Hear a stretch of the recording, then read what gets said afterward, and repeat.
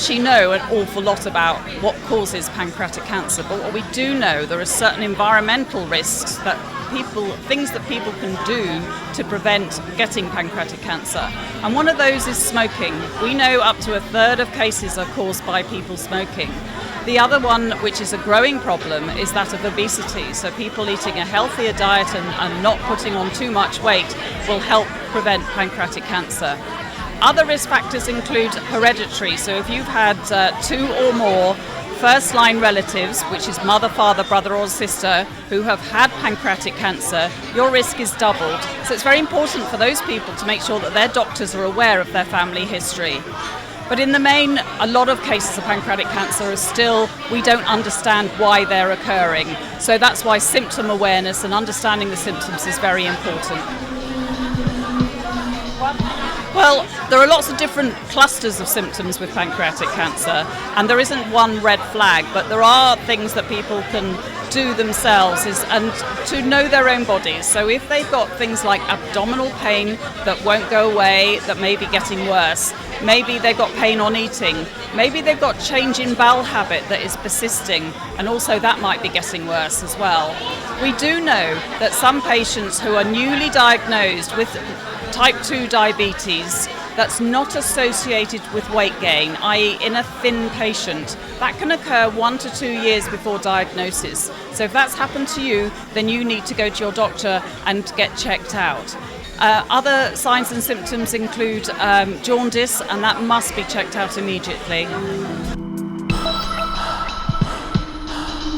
Sadly, not a lot has changed in recent years, until the last year or so when we've started to get some new chemotherapy agents onto the market.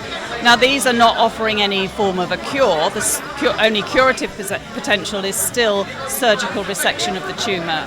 But we are starting to see a few therapies that are coming onto the market that are offering a survival advantage of a couple of extra months versus the standard therapy that's out now. And that's very encouraging.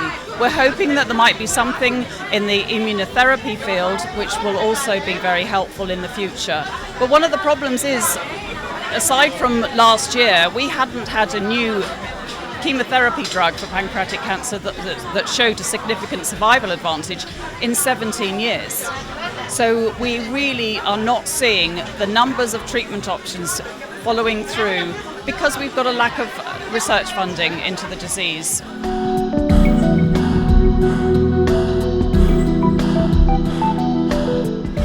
Public awareness is absolutely key. I didn't know about pancreatic cancer before my own diagnosis, and half of all patients have never heard of it before theirs.